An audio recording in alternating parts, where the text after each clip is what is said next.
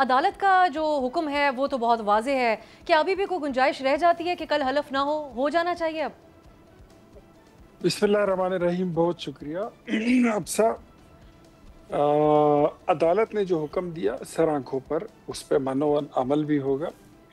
और जो आपने बात की वो भी बीच में एक चीज़ है कि अगर उसके मुतालिक कोई फैसला कल आ जाता है अगर कल वो कोई दूसरी पिटीशन भी साथ ले जाएं कि इस पे स्टे ऑर्डर के लिए वो दरख्वास्त कर सकते हैं, अगर वो इसके साथ क्लब कर दी जाए, जो बेसिकली जेयूआईफे ने जो उनके उम्मीदवार मौलाना लुत्फुर रहमान साहब ने चैलेंज किया है, वो उन्होंने इस तरीक़ेकार को ये चैलेंज किया है कि ये गैर आईनी था। और उसकी वजह मैं आपको बता देता हूँ। जो मेरे छोटे भाई बैठे हुए हैं मीना खान अफरीदी, ये अभी तक सूबाई वज़ीर हैं, हालांकि ये अली अमीन गंडापुर साहब की कैबिनेट के मेंबर थे। वो नहीं रहे, ये किस तरह डी नोटिफाई नहीं हो सके?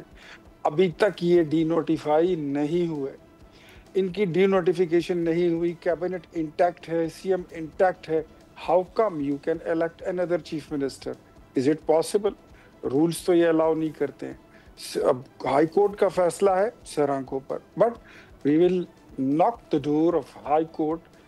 आज जो फैसला हुआ था वो सिंगल बेंच का है, कल जो इसकी हियरिंग होगी वो डीबी का है, उसमें 2 रुकनी बेंच बैठेगा।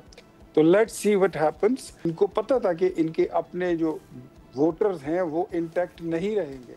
अभी भी इन्होंने 8 तारीख से लेकर 8, 9, 10, 11, 12 5 दिन कैसे इंटैक्ट रखे इख्तियार साहब? अपने कैसे इन्होंने कायम रखे अपने मेंबरान जिन पे पार्टी की कोई पॉलिसी लागू नहीं होती थी? हब से बेजा में बांध के रखा, सीएम हाउस में उनको रखा, वही खाया, वही पिलाया, वही सुलाया, वही बिठाया, वही नमाज पढ़ाई, और वहीं पर हर 6 घंटे बाद कुरान पाक बीच में लाके नमाज के बाद क्या सब इस पे हाथ रखो। सब्सक्राइब करें और बेल दबाएं ताकि कोई खबर रह न जाए।